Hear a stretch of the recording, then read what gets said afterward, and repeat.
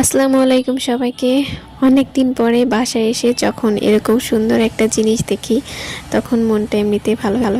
এটা হচ্ছে আমাদের ছাদের কাছে ড্রাগন হয়েছে। আর এই যে আমি আর আমার বোন সকালবেলা উঠে ছাদে চলে গেছি ড্রাগনটা দেখতে।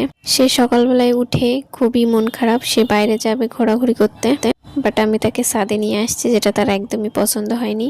তো সেও ড্রাগনটা খুব পছন্দ করছে, সেও বলতেছে যে এটা যাতে আমি ছিঁড়ে নিয়ে যাই। এবার এটা আমি নিয়ে যাব নিচে।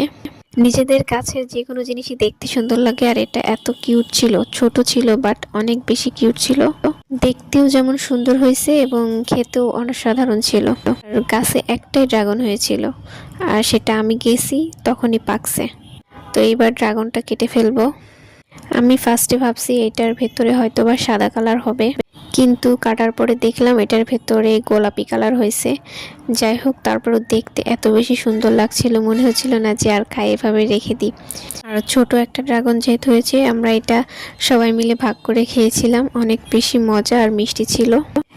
নিজেদের গাছের ড্রাগনটা এই জন্য হয়তো বা অনেক বেশি সুন্দর লাগছে নিজের কাছে, কিন্তু আমার মনে হচ্ছে আসলে ড্রাগনটা অনেক বেশি সুন্দর হয়েছে। ড্রাগনটা কিন্তু বেশি বড় ছিল না, একদমই ছোট সাইজের ছিল, কিন্তু তারপরেও খেতে অনেক মিষ্টি ছিল। আল্লাহ হাফেজ, সবাই ভালো থাকবেন।